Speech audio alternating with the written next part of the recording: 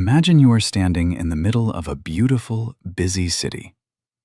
You hear the sound of people talking and the smell of fresh bread.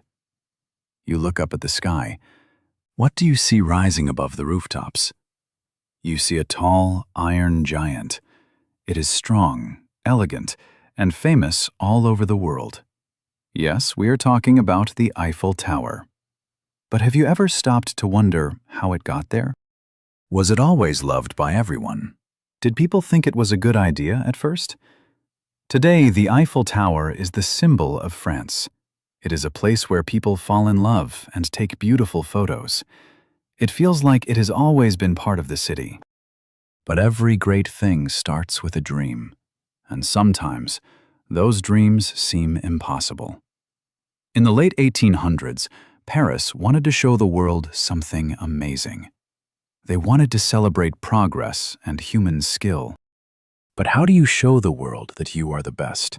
How do you build something that no one has ever seen before? Imagine a time before airplanes or tall skyscrapers. Back then, most buildings were made of stone and wood. They were short and heavy. Then, some people had a wild idea. They wanted to build a tower made entirely of iron. They wanted it to be the tallest structure on Earth. They wanted it to reach for the clouds. Do you think the people of Paris were excited? Or were they afraid of such a big change? Some people laughed at the idea. Others were angry because they thought it would be ugly. But dreams are powerful things, aren't they?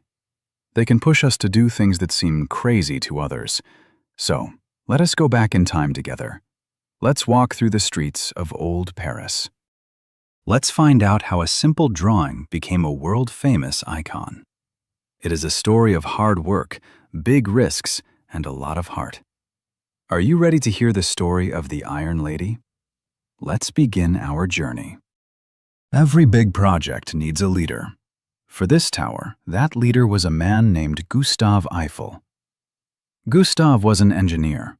He was a man who loved to build things that were strong and useful. He had already built many bridges and train stations. He knew how to work with metal better than almost anyone else. But building a tower 300 meters high? That was something completely different. In 1889, Paris was hosting a very big event called the World's Fair. It was a giant party for technology and art. France wanted a centerpiece for this fair. They wanted a gateway that would make people gasp in surprise. Gustave Eiffel entered a contest to build this gateway. His design was bold, modern, and very tall. Think about it. At that time, the tallest building in the world was the Washington Monument. Eiffel's tower was going to be twice as high as that. It was a massive challenge for the human mind. But not everyone was happy about Gustave's plan. Have you ever had a big idea that people didn't understand? Many famous artists and writers in Paris hated the design. They called it a giant birdcage and a hateful column of bolted iron. They even wrote a famous letter to the government. They said the tower would ruin the beauty of Paris forever. They were worried that this iron monster would cast a shadow over their beautiful stone buildings.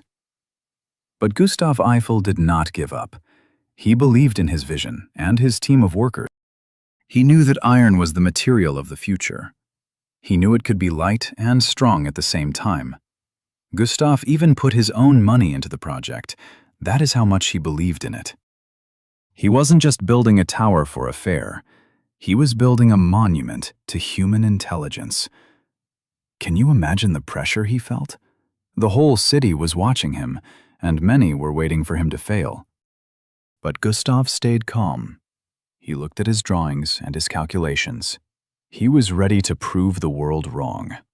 He was ready to build the impossible. And so, the work began. The sound of hammers and machines started to fill the air of Paris. Building the Eiffel Tower was like putting together a giant puzzle. But this puzzle was made of very heavy pieces of iron. There were over 18,000 individual parts. Each part was designed perfectly to fit with the others. There were also 2.5 million rivets. Do you know what a rivet is? It is a small metal pin used to hold pieces of iron together. The work started in January 1887. It was a cold time to start such a big job. The workers were very brave. They had to climb high into the sky, often with no safety ropes. Imagine standing on a narrow piece of metal, hundreds of feet in the air. The wind is blowing, and the ground looks very far away. But Gustave Eiffel was very careful about safety. He made sure the workers were well trained. Because of his care, only one worker died during the construction. At that time, that was a very lucky and amazing thing. The tower grew very quickly. Every day, people in Paris looked up and saw it getting taller. It was like watching a tree grow, but a tree made of dark, strong iron. The pieces were made in a factory outside of Paris. Then they were brought to the site by horse and wagon. Everything had to be exact. If a hole was off by even 1 millimeter, the piece would not fit. Can you imagine the math involved? This was long before computers or modern calculators. It was a symphony of steel and human effort. Men worked in teams to heat the rivets and hammer them into place. They worked through the heat of summer and the ice of winter. They were proud of what they were doing. Slowly, the 4 giant legs began to curve upward. They met at the first floor, then the second. The people who hated the tower were still complaining, but the rest of the city was starting to feel curious. They had never seen anything rise so high. It was a miracle of engineering. Finally, after 2 years, 2 months, and 5 days, the tower was finished. Gustave Eiffel climbed the 1,710 steps to the top himself. He was the first to fly the French flag from the peak. The Iron Lady was born. She stood tall, straight, and proud over the city of Paris. The year was 1889. The sun was shining on the city of Paris. The World's Fair was finally open.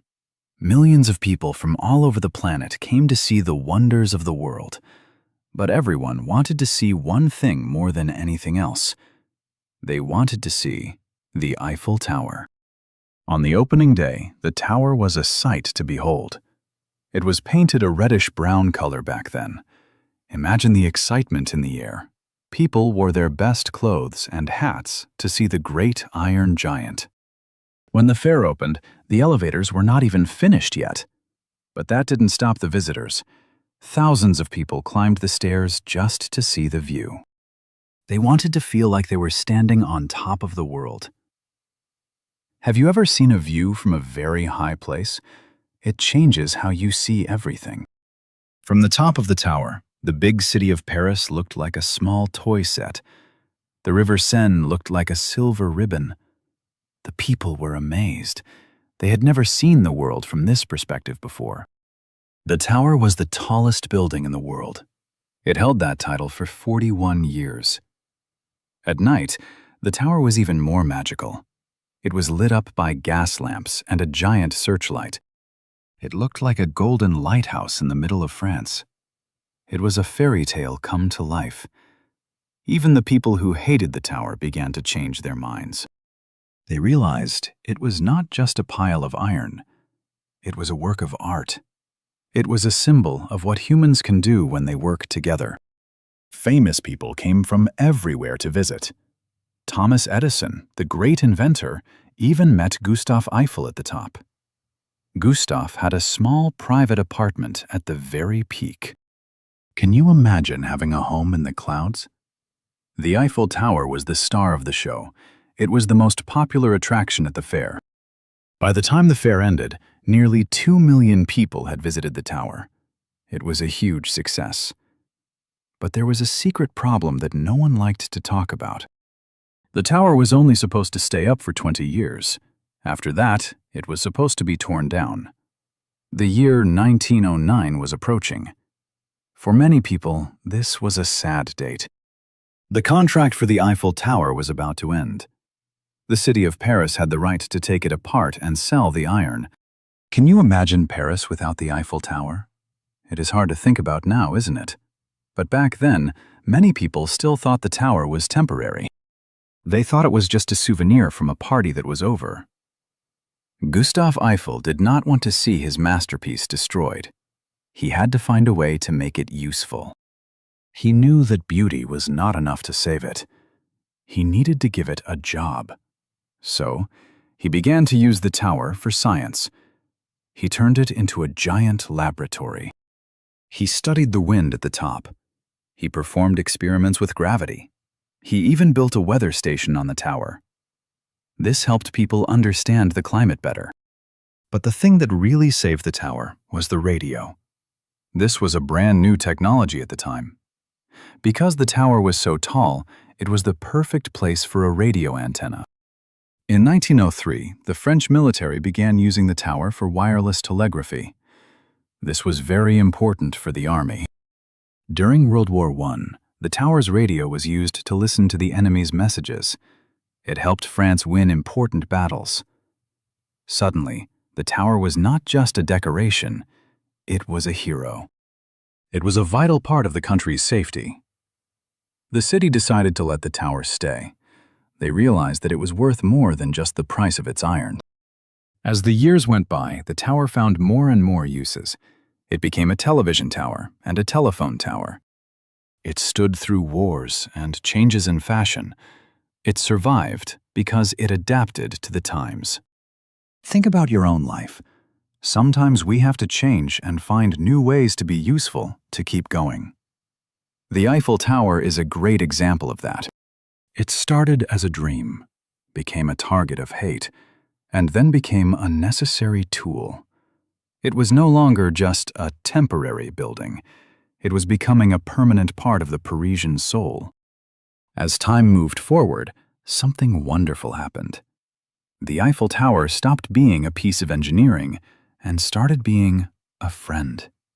It became the Iron Lady that everyone loved.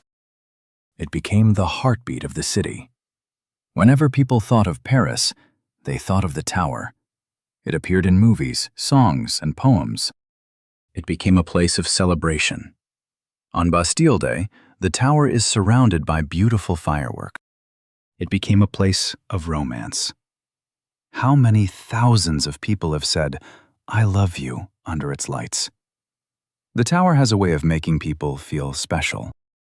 When you stand beneath it, you feel small, but also connected to history. Every 7 years, the tower gets a fresh coat of paint. It takes 60 tons of paint to cover the whole thing. And did you know that the tower is painted in 3 different shades? It is darker at the bottom and lighter at the top. This makes it look uniform against the sky. It is a small detail, but it shows how much people care for it. Today, almost 7 million people visit the tower every year. People travel from every corner of the earth just to touch its iron legs. It has become the most visited paid monument in the entire world. But why do we love it so much? Is it just because it is tall? I think it is because the tower represents the spirit of Paris. It is elegant, strong, and a little bit stubborn. It reminds us that even if people don't believe in our ideas at first, we should keep going. It tells us that beauty and science can live together in one place. The tower has seen the world change. It saw the invention of the car, the airplane, and the internet. Through everything, it stayed the same. It is a constant friend in a changing world. When the lights sparkle on the tower every hour at night, the whole city stops to look. It is a moment of magic that brings everyone together. Whether you are a local or a tourist, you feel the same wonder. The Eiffel Tower is more than just metal. It is a symbol of hope and the human heart. We have come to the end of our story today, my friends. But the story of the Eiffel Tower never truly ends. As we look back, what can we learn from this iron giant? We learn that great things take time and hard work. The tower was not built in a day, and it was not saved overnight. We learn that it is okay to be different. The tower did not look like the buildings around it, and that is what made it special. Think about Gustav Eiffel. He had a vision that others couldn't see. He faced criticism with grace and stayed focused on his work. Today, his name is known by everyone because he dared to reach for the sky. The Eiffel Tower stands as a testament to human ambition. It shows us that we can build things that last far longer than our own lives. It is a bridge between the past and the future. It uses 19th century iron to send 21st century signals. When you look at a photo of the tower, or if you are lucky enough to stand in its shadow, remember the workers. Remember the 2.5 million rivets and the cold winter mornings. Remember the dream that almost didn't happen. The Iron Lady is still standing, and she is still beautiful. She reminds us to keep looking up. No matter how many challenges we face, we can find a way to survive and thrive. So, my friends, I hope you enjoyed this journey through history. I hope you feel a little more connected to this famous icon. The next time you see the Eiffel Tower, I hope you smile. I hope you remember that it is a story of courage and art. Thank you for listening to this story by the fire. It has been a pleasure to share it with you. Paris is a city of light, and the Eiffel Tower is its brightest flame. Keep dreaming, keep building, and always keep looking toward the clouds. What will you build in your life? What legacy will you leave behind? The world is waiting for your big ideas. Don't be afraid to be a little bit impossible. Good night, my friends. Until we meet again for another story.